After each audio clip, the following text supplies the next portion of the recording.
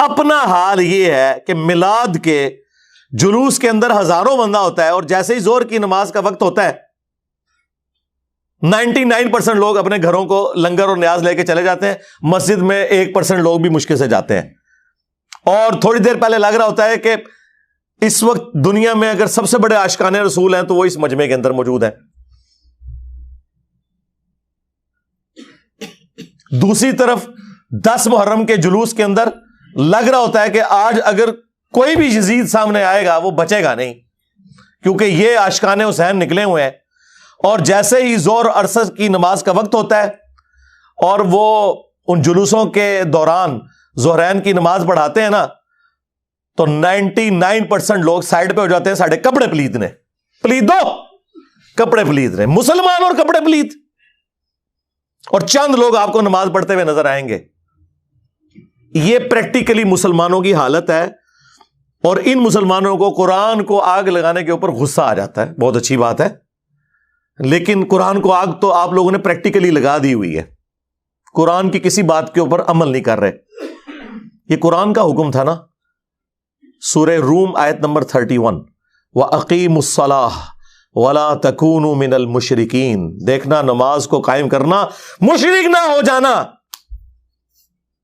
قرآن کو آگ تو مسلمانوں نے لگائی ہوئی ہے۔ قرآن چیخ چیخ کے کہہ رہا ہے کہ جو نماز نہیں پڑھتا وہ پاکستان کے شناختی کارڈ میں مسلمان ہے، اللہ کے ہاں وہ مسلمان نہیں ہے۔ صحیح مسلم میں یہ حدیث لکھی رہ گئی 246 کہ بندے کے کفر اور ایمان، شرک اور اسلام کے درمیان فرق کی نماز ہے۔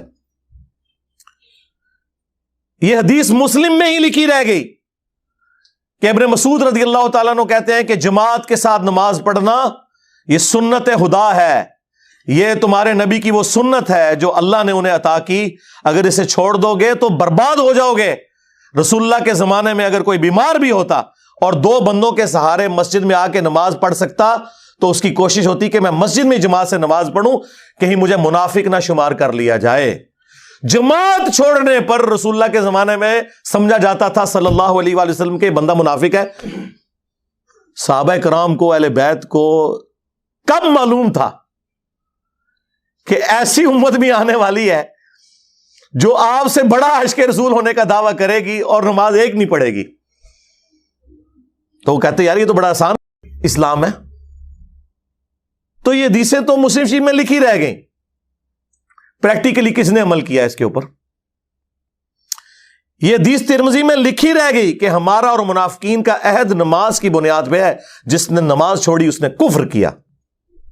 ہاں، یہ صحابہ کرام علیہم رضوان کا فتویٰ ترمذی میں ہی رہ گیا۔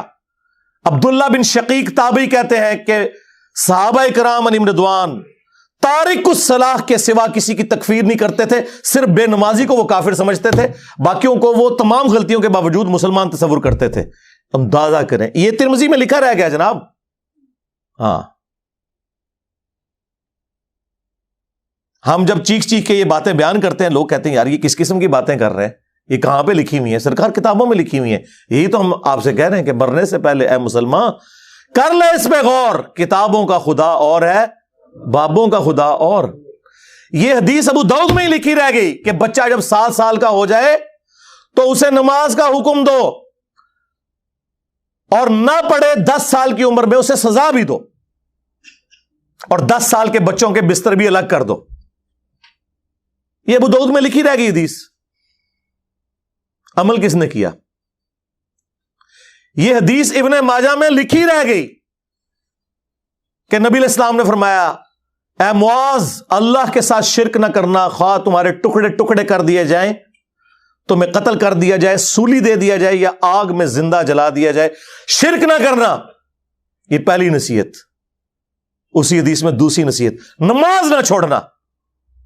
تمہارا اللہ کے ساتھ عہد نماز کی بنیاد پہ ہے، اگر تم نے نماز چھوڑ دی تو اللہ کا ذمہ اٹھ گیا تم سے۔ اور تیسری چیز فرمایا شراب نہ پینا، یہ تمام برائیوں کی جڑ ہے۔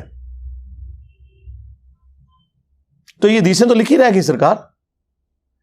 یہ حدیث مسند احمد میں ہی لکھی رہ گئی کہ نبی علیہ السلام نے فرمایا کہ نماز قیامت کے دن نمازی کے لیے دلیل، نجات اور نور ہوگی، اور جو نماز نہیں پڑھتا قیامت کے دن نہ اس کے لیے کوئی دلیل ہوگی اللہ کے حضور بچنے کی، نہ نجات اور نہ کوئی روشنی، نور جو پولیس رات سے گزرنے کے لیے قرآن میں آیا نا، وہ نور۔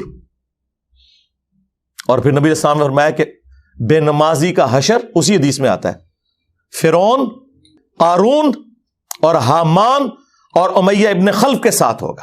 ہاں جی، کچھ بھی ہے تیرے محبوب کی امت سے ہیں، محبوب تو پہلے ہی بتا گئے ہیں کہ بے نمازی تیرا حشر تو فرعون کے ساتھ ہونا ہے، تیرا حشر قارون کے ساتھ ہونا ہے، امیہ ابن خلف کے ساتھ ہونا ہے۔